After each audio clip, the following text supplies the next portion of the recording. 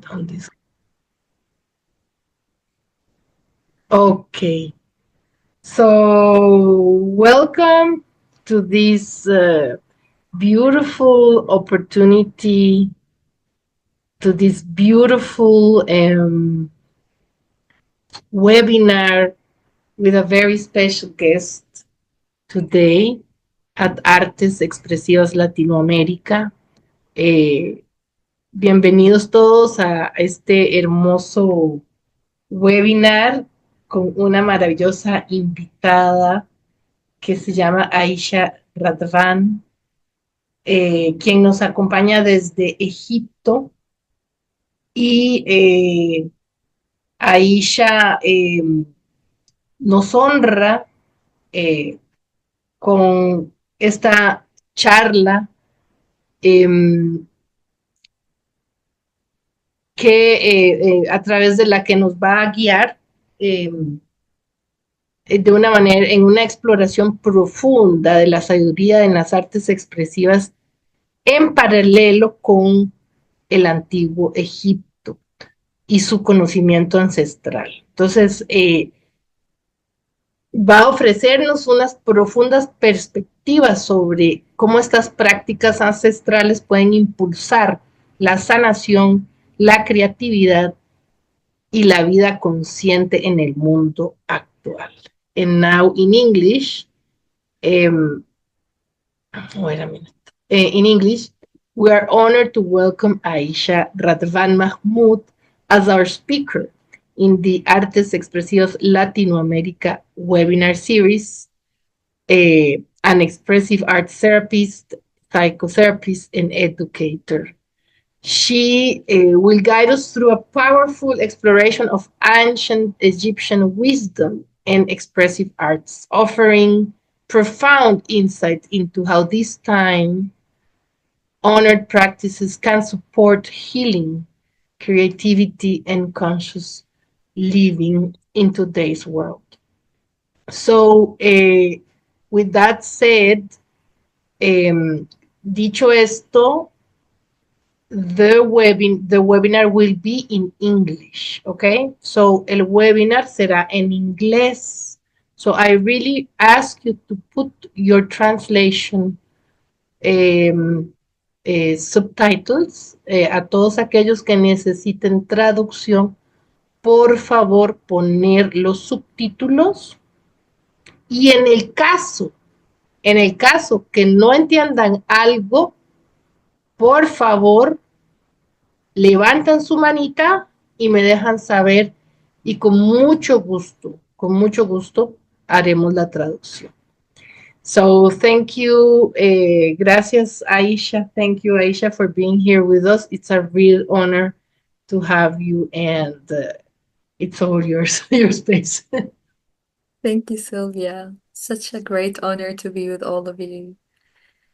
So before we start, I want to invite you to turn on your cameras if you can. I would really love for us to connect and stay connected, and also to read the room if there is anything that I feel that we need to pause or move forward. It's always good to connect and see each other.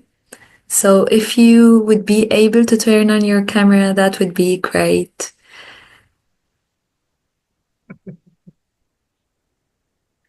Thank you.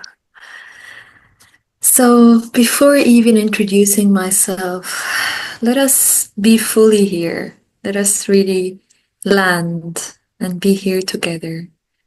So the first thing that I want to invite all of us to do is taking a deep breath, closing our eyes, and just noticing what you're coming with in this moment. What is alive in you? Just noticing. And noticing your intention. What do you want to get out of our time together today?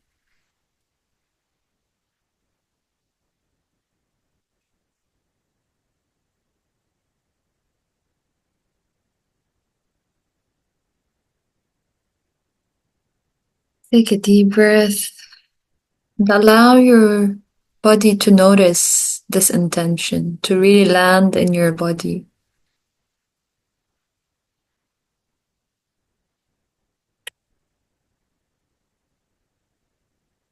And if you would like, you can share your intentions in the chat box of what you're hoping to get out from this time of being together.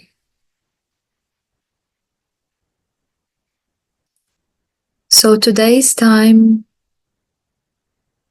would be about being together, more than doing, as this is my belief that when we let go of the need to do anything and just be present in our bodies, be present within this moment together, we can come back to our wisdom, which takes us to our topic of today. Whenever you feel comfortable to open your eyes, you can open your eyes. And if you feel that you want to receive the words while you're closing your eyes, both are okay. So as I was just saying, that when we let go of the doing of this very fast world that we live in, that we are always pressured to do more, right? We can, in stillness, come back to our inner wisdom. And today, what I want us to focus on is bridging the ancient Egyptian wisdom. This civilization have came to so much that I'm hoping that we can take glimpses of how the ancient Egyptian wisdom can be brought into modern life, especially for therapists and educators, seekers and healers.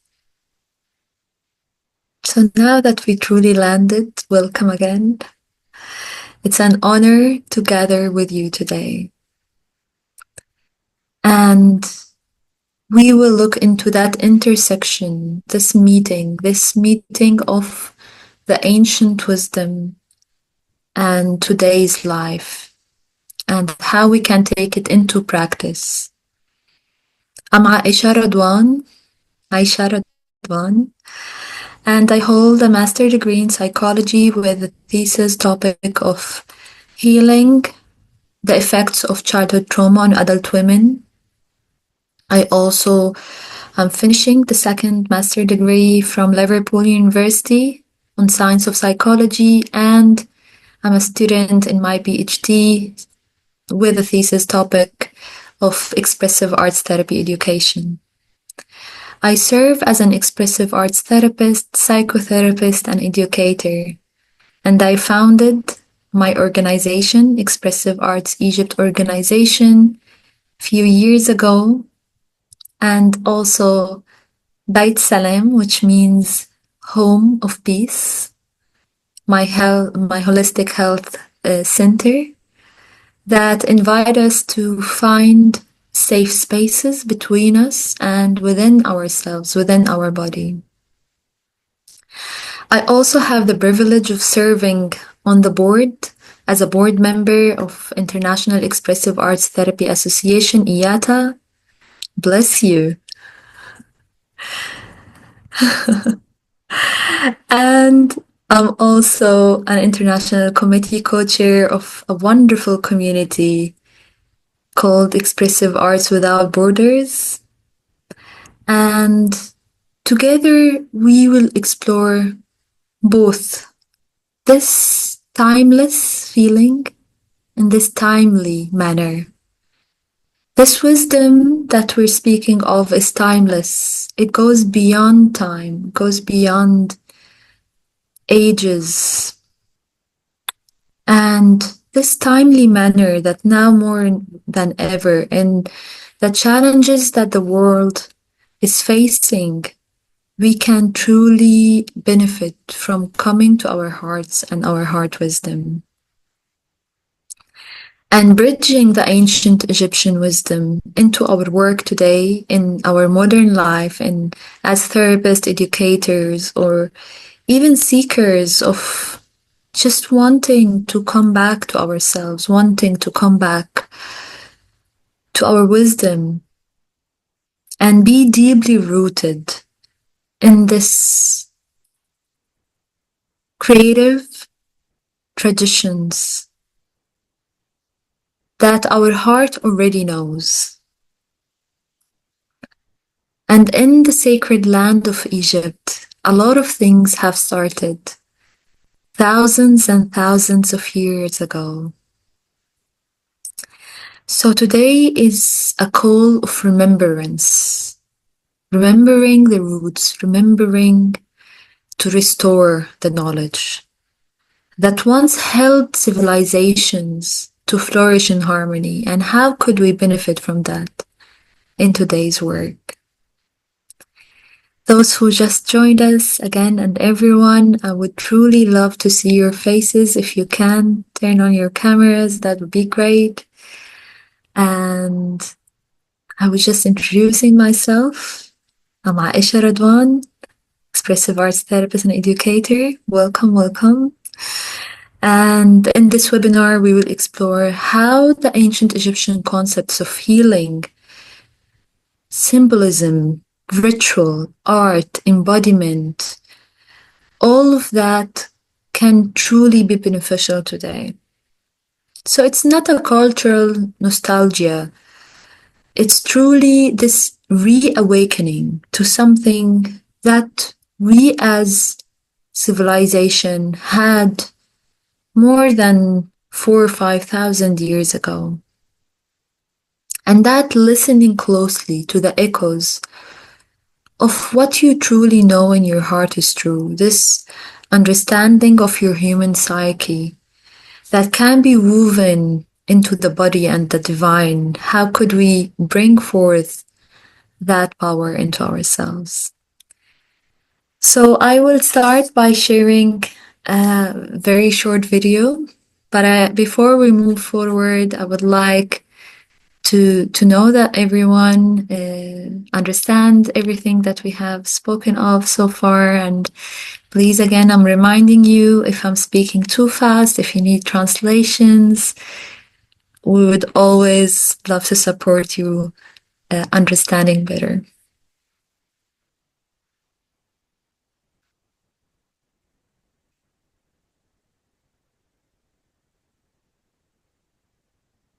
So I will.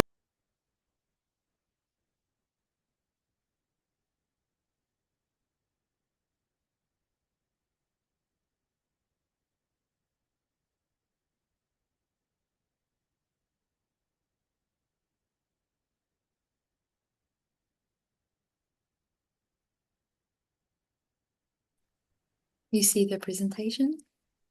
Yes, great. So as I briefly shared that this is my background studies, I will also, I shared that presentation with Sylvia, and I can share it with all of you if you would just share your emails with me in the chat box with all the information. So these are some of my pictures of my work. Mainly I work in nature-based expressive arts therapy, and I also integrate ecotherapy in my work. This is some of the work that I have done in schools, in retreat centers, and around Egypt. And one of the main things that I have been working with is creating a training program. For many years, I had so much challenges studying expressive arts because we don't have expressive arts trainings in Egypt.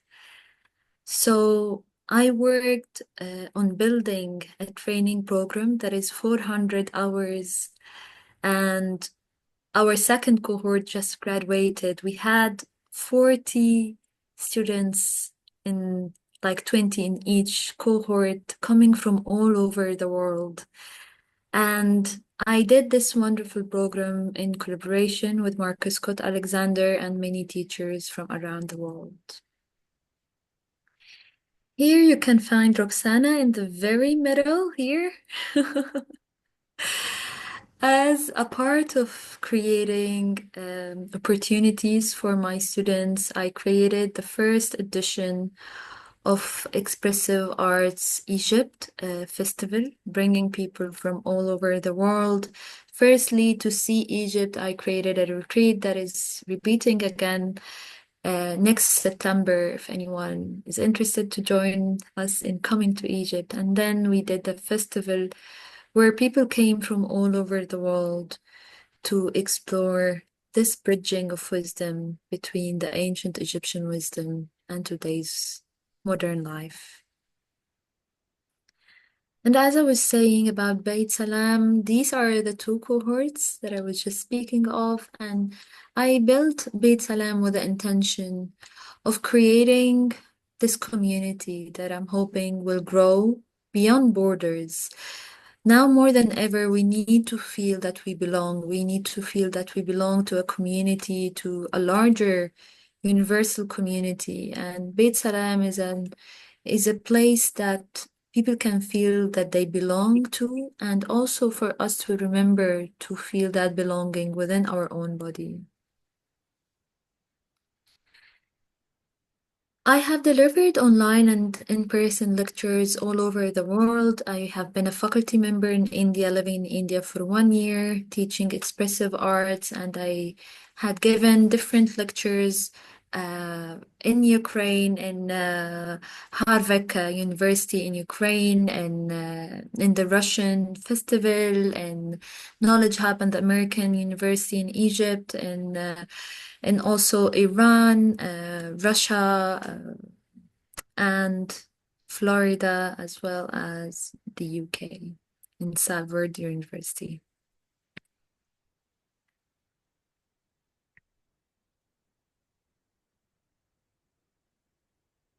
These are a few pictures from different workshops and lectures that I have been giving.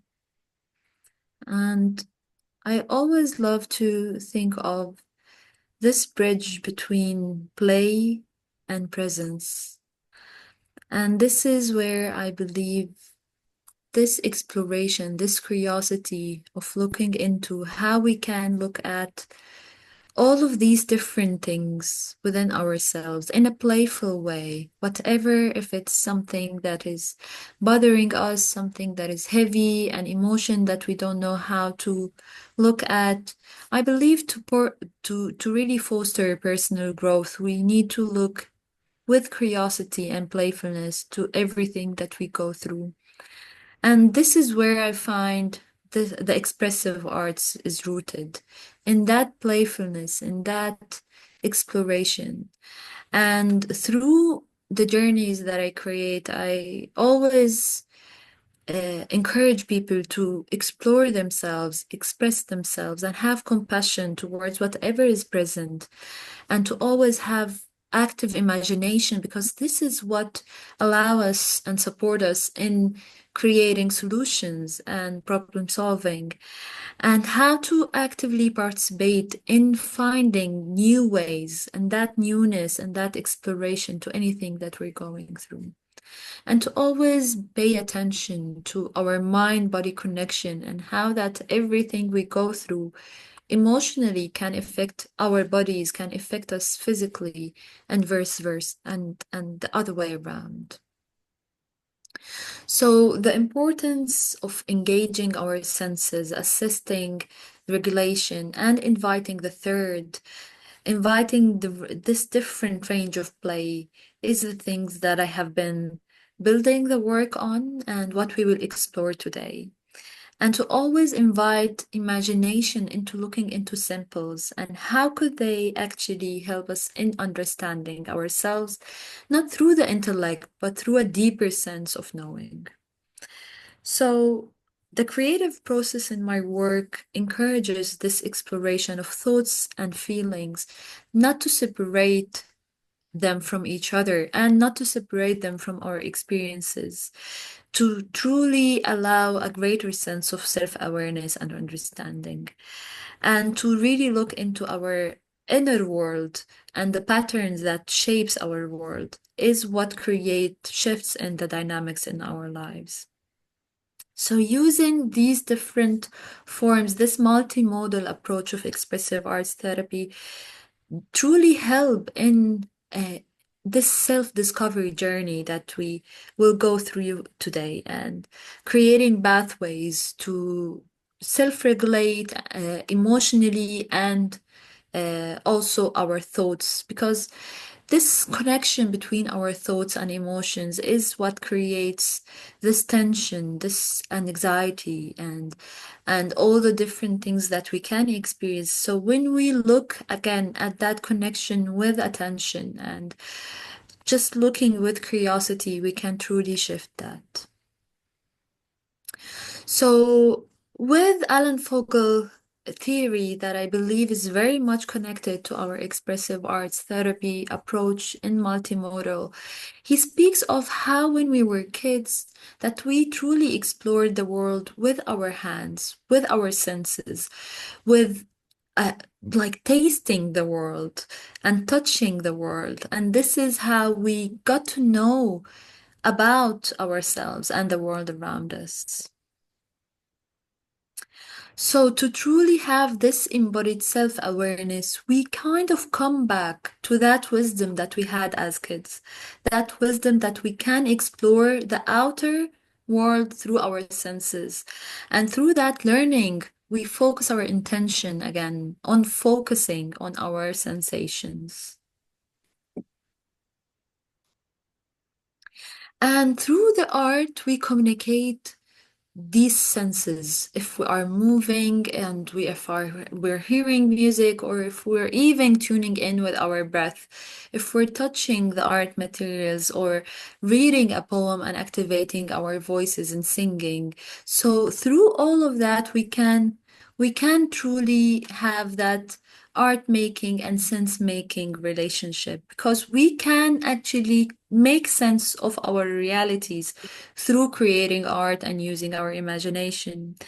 And here I look at the idea of that play has no end or beginning. So we don't go into fixing anything. We're not looking into fixing any challenge that we go through, but playing with it in that sense of deep play that allows this liminal space, this openness of space that can allow so much to be explored in a way that is kind and intelligent at the same time, allowing new perceptions. So here I I quote Marcus saying, "I know I cannot do what I'm not being." And this perception that a lot of the time we want to be professional, a lot of the time we want to be achievers, a lot of the time we are pressured to do. And today, my invitation is to let go of all of that pressure doing. And this doesn't mean that this is an invitation for you to be lazy and do nothing, but it's actually an invitation to slow down into the doing, that it becomes a way of embodying how you're being. So when you just create that shift in being from doing versus just doing because you have to do, a lot in your life can shift, because then your heart is in that playful state, this interactive awareness of, oh, I'm noticing that I need that, and I want to put effort in that, and then doing becomes so much more aware. I'm just like going through the presentation. I know I'm not reading everything, so also know that you can have the presentation to have the full information that I prepared for you. So this idea of coming back to being and doing from being, what does it do? Our nervous system is like the roots of a tree. And when we are activating our nervous system all of the time, when we are all of the time pressured or stressed to be in the doing, what happens is that our nervous system becomes into that fight, flight, or frown response or freeze as well. So when we are in that response, we cannot be calm enough to rest and digest. And then what happens is that we get into fatigue, we get into burnout. And this is why, because there is not enough education around how to be with our emotions, how to be with our nervous system, and how to be in our bodies in a way that is sustainable. So, with that awareness that our body sends us signals all of the time, and that we need to convey these, like it's like signals that we need to communicate with. We need to understand our body language. Our body language means that signals that internal organs, internal wisdom knows that we need to rest or we need to move forward. And moving from that place creates a lot of differences in our lives. Because then you be from that relaxed state. And if you're not relaxed, you can never feel safe. If I'm not feeling that I'm relaxed with you today, I will not feel safe enough to truly be with whatever I'm doing. So, this is an invitation to look at what brings that sense of safety. Sometimes it's just being in nature. Sometimes it's being with others that can support. Or maybe it's being with yourself and just an idea and just contemplating. And maybe it's a state also with just being with everything that life gives you in a more aware way. So, how all of that connects now to the ancient Egyptian? In actually my readings, I was truly surprised to find out that most of the things I'm studying in expressive arts had roots in ancient Egyptian wisdom. From phenomenology philosophy to the expressive arts itself. And I was truly surprised to find that great teachers like Sean McNiff stated that. So, in one of the writings of Sean McNiff, he said that expressive therapies has a history that extends back to ancient Egyptians. And he established the expressive arts program, the first expressive arts program in the 70s. So he called that wisdom of the ancient Egyptian wisdom using expressive arts, art, arts-based knowing.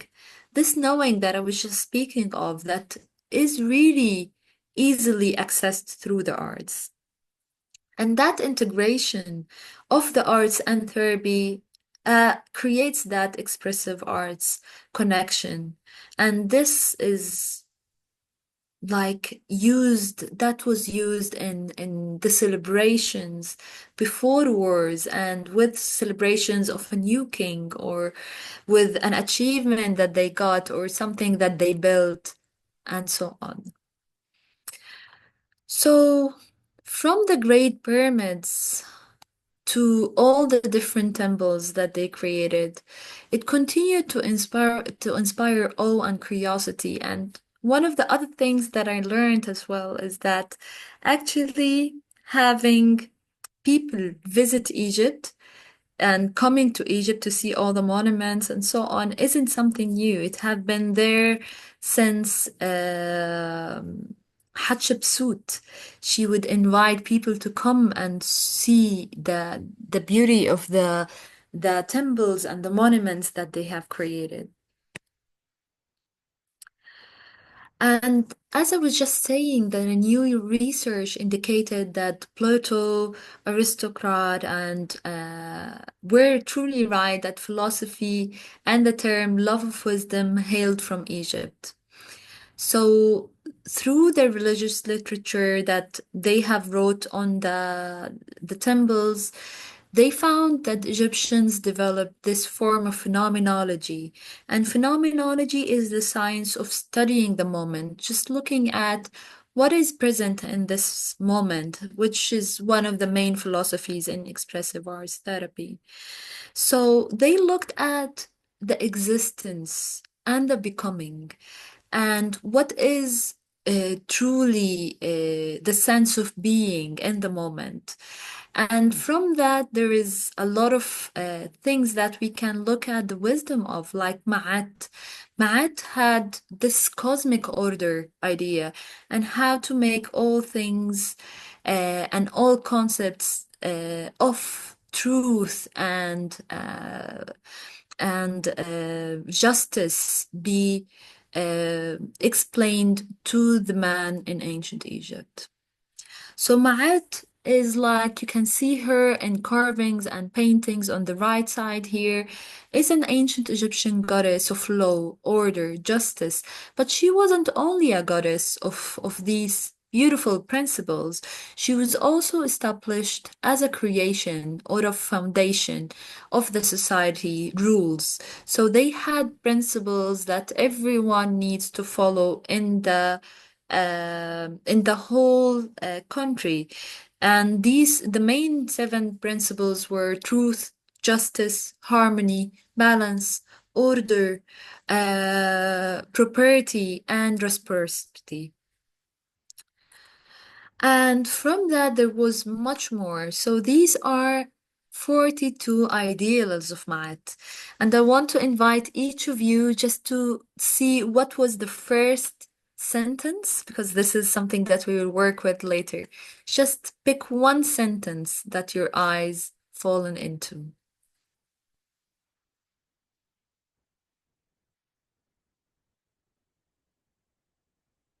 And I will read few of them. I can be trusted. I care for the earth. I keep my own counsel. I speak positively of others. I remain in balance with my emotions. I give offering that are genuine. I live in truth. I regard all altars with respect. I act respectfully. I am accepting.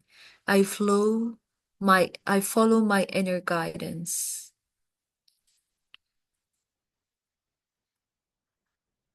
Everyone picked one before we move forward because we will do little experiential with it later on. So, a lot of people know that Egypt has one of the main wonders, the pyramids, but what people mostly don't know is that actually most of science, math, even inventions started in Egypt and started from writing. So a lot of things started in ancient Egyptian time, and what we will look at here is how they really paid attention to a lot of things and all the details. But our focus today will be they're focusing on hands. Why this Egyptian art was so important for them, and why did they believe that they need to, because some carvings would be, and those who saw any temples, there are carvings that goes up to like a mile up. It's huge, truly. So why did they pay attention to all of these details and give it all of that time and techniques and effort? They truly believe that this is something to leave behind. This is their not only their legacy, but also a gateway for the afterlife that can support others into their journeys. So, what I want to invite you to start noticing while we go through the rest of the presentation is the hands. They also gave three different ways presented on walls with hands. You would always find either that they are supporting, they are giving and receiving. They can be giving to a god, like here on the top right, they are taking from the sun, and this sun was a representation to the god Ra. the god of the sun. So, and on the lower picture underneath that, there was a king with hand in hand with a god, supporting and giving support from the god. And here there's a man and a woman supporting hand by hand on the left side, while others in the middle were praying to the gods and crying and giving prayers. And you can even see a hand of a child holding a hand of an adult, and again a mother and a son who's a king. So there was so many ways that you can find the support with their hands holding, either putting their hands on their hearts, putting their hands on someone's shoulder. It can be that the queen is giving support to her king, or maybe a goddess giving support to the king. And sometimes it would be a picture of a whole family. So here on the right, you can see Imenhat with his wife, son, and daughter, and they are offering to the gods, as you see, like meat and food and other things. So with that, I want you to notice the different hand gestures and what is caught your attention. And this is another symbol of the hands in ancient Egypt, where this is a symbolized spirit, this gesture of, and I want to invite everyone to take a deep breath and just keep your hands in that position for just a couple of seconds, just noticing how would that feel in your body, just noticing the energy flow in your hands.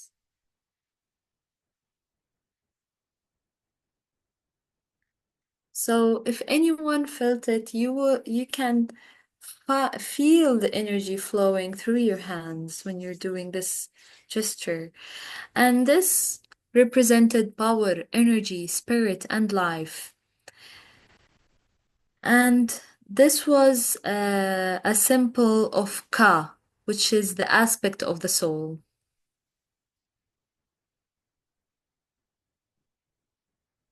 So here I will look into another thing, that colors in ancient Egypt also had a representation. Each was a symbol for something. So as you were seeing in the video, that actually black represented the soil of that life force in Egypt, which is the river that still stands till today. And red was linked to life and chaos, green, renewal and growth, while blue was heavens and creation, and yellow was divinity and eternity.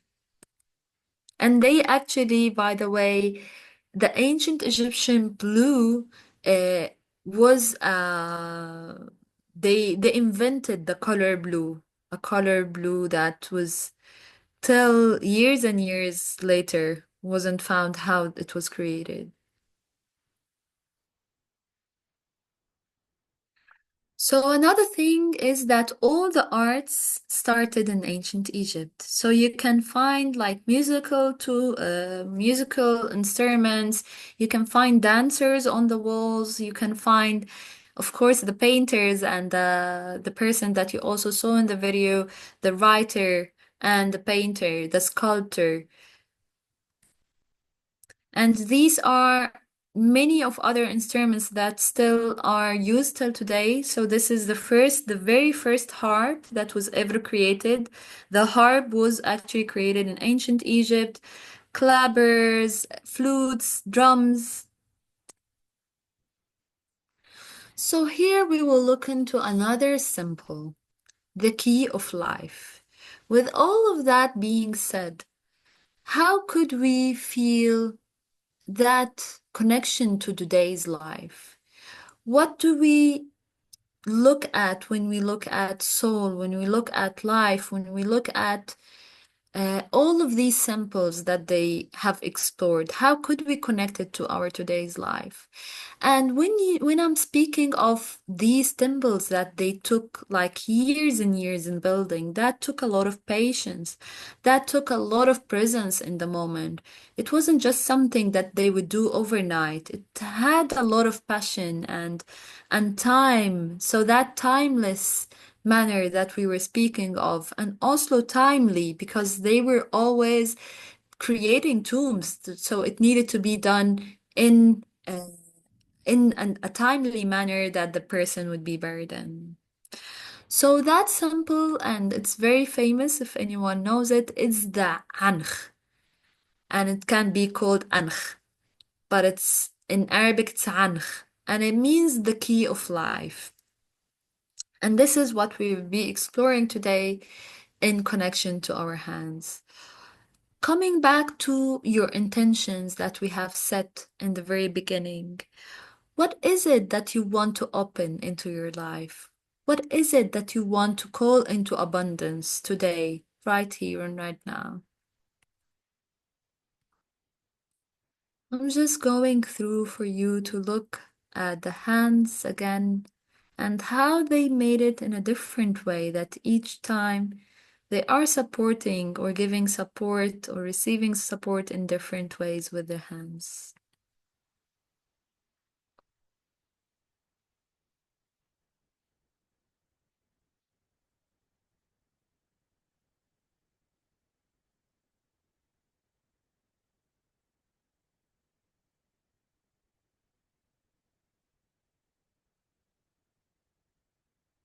And also creating, there's a lot of creating in their carvings. Here you can find the musicians, the dancers.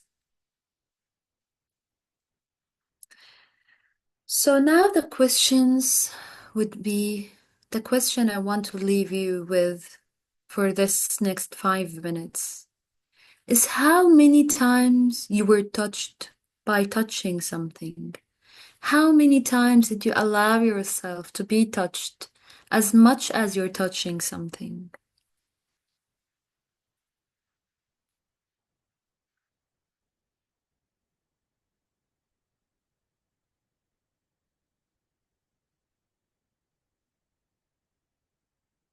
So let's take just 5 minutes of exploration. I want you to explore just with your intention, the intention that you have set in the very beginning, just looking at what would you like to invite into your life, just using maybe your body gesture if you didn't bring any art materials, or just briefly writing or painting the key of life and calling in this intention that you have set for our time. And then we will close together after 10-15 minutes is okay? 15 minutes? Perfect. So let's take 5 minutes so we have 10 minutes of discussion in the end, and if anyone would have any questions. So what we are doing again, I will say it, and Sylvia, if you would like to translate what I would say. So after this exploration of abundance, and with the intention that you have came with today, what would you like to invite into your life? What would you like to hold space into that being of today that would be like a step forward into your doing?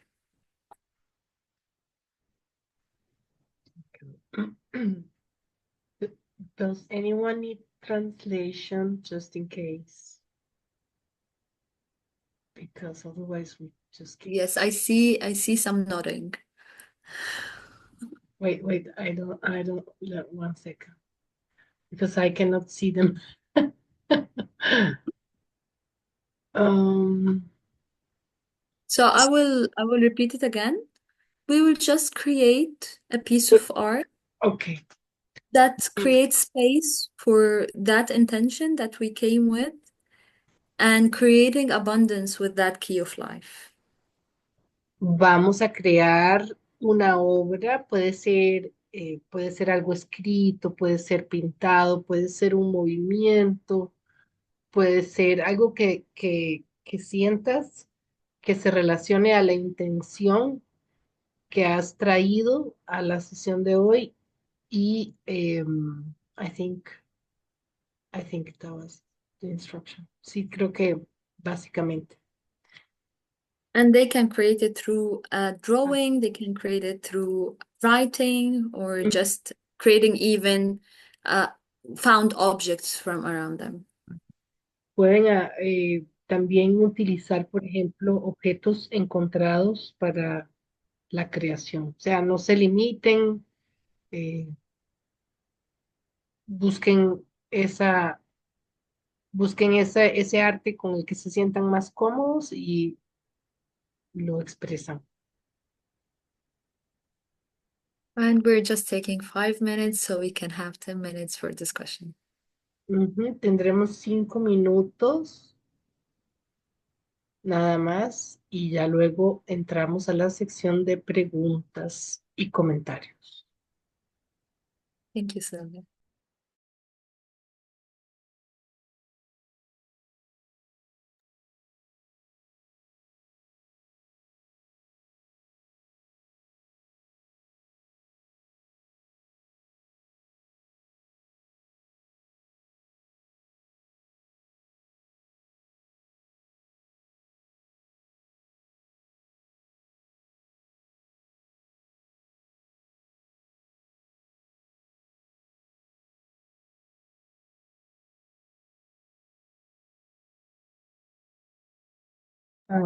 Aisha, there is, no, that's you. Okay. I'm just asking if this is Garcella.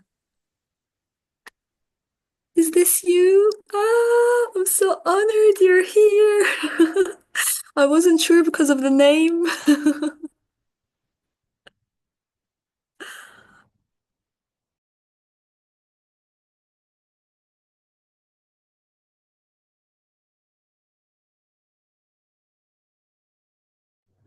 A Graciela. Hello, Graciela, Pronunciation. ¿cómo estás?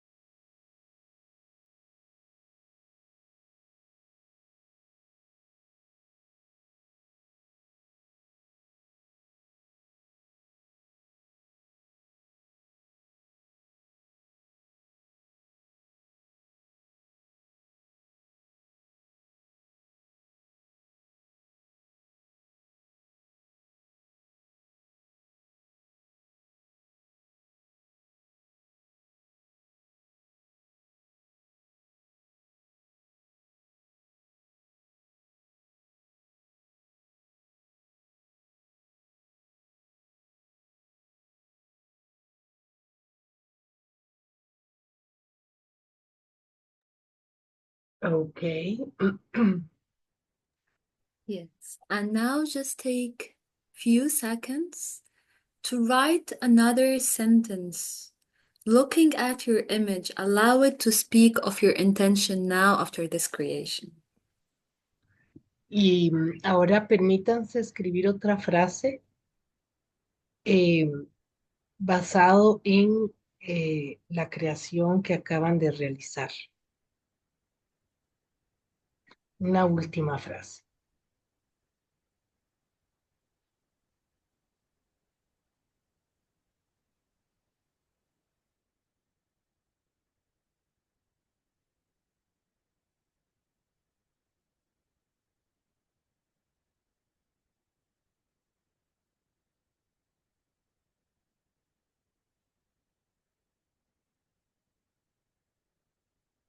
And whoever feels ready, you can share a little about your experience in the chat box here.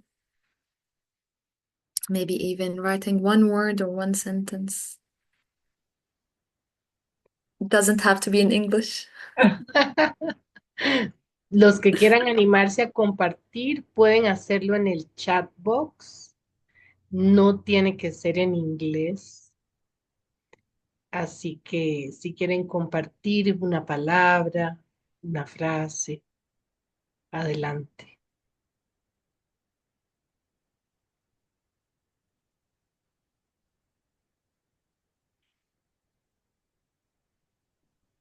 1 minute, 1 minute.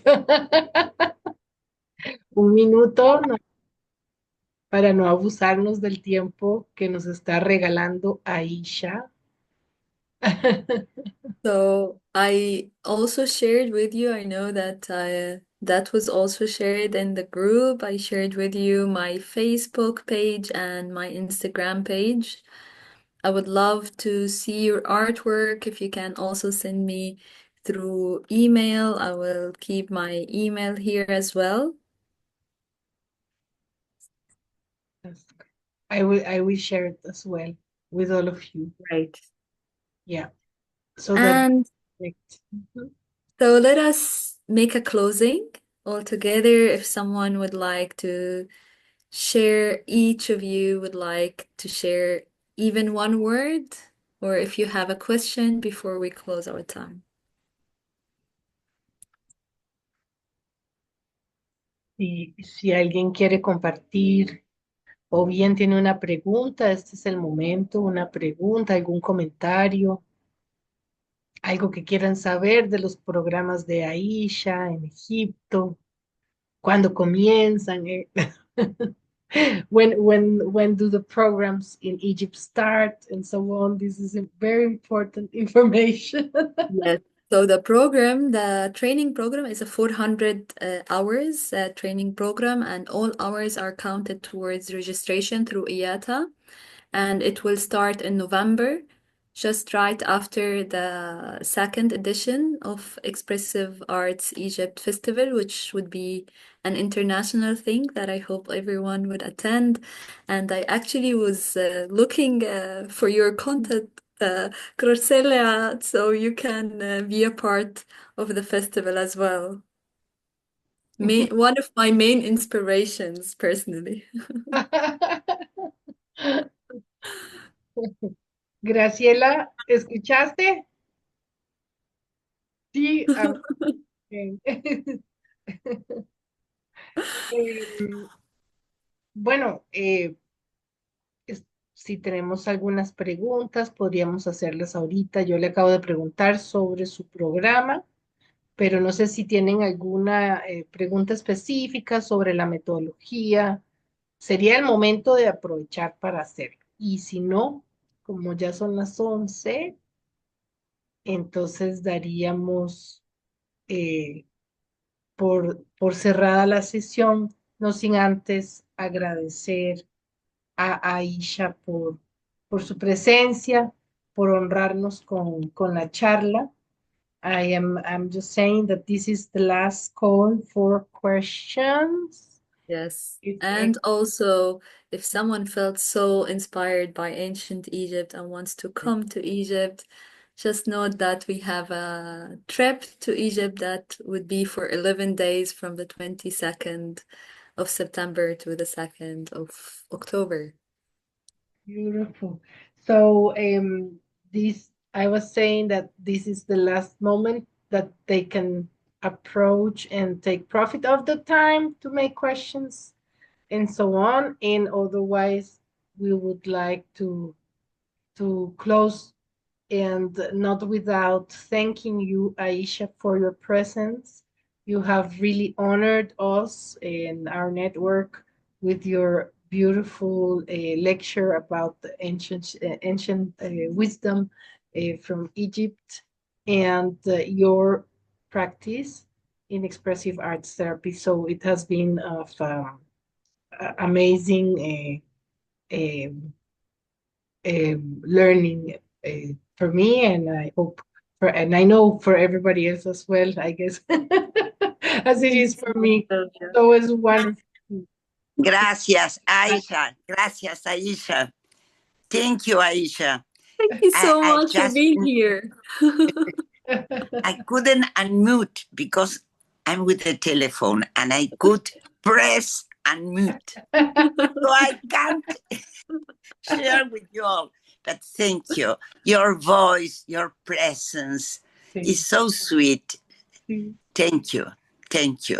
It's truly an honor that you're with us here today, and I'm so looking forward to have you be a part of so many things in Egypt. I want your wisdom to come to Egypt all the way, even if online. Yes, Sylvia and me can make a channel. You be present. Great. I agree with what Graciela just said about your beautiful voice. It's really soothing. And I also agree with what Aisha said about Graciela. It's a great teacher, and Thank we you. have great Thank writers you. with us here too. So thank you, everybody. We are Thank all you, everyone. for You all of honored me with your your presence. presence. Seriously, we are honored with all of you here. So Should we take a picture with the art? if you can open your windows for a picture, your screens. Yes. We'd really love a picture with our arts if you created anything, or Your if you beautiful even have a yes, if you can show your face and your art, if you're willing to show your face and your art. That would be great. And those who don't even want to show their faces and just want to show the picture, you can also do that.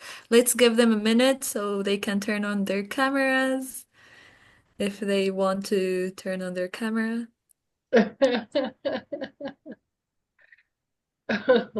Would you be taking the screenshot, Sylvia? I would. 1, 2, Thank you. and smile. Done. Thank you so much. Thank Thank you. you all so much. Thank you, Aisha. Thank Thank you, you, my dear. I will connect to Aisha. you.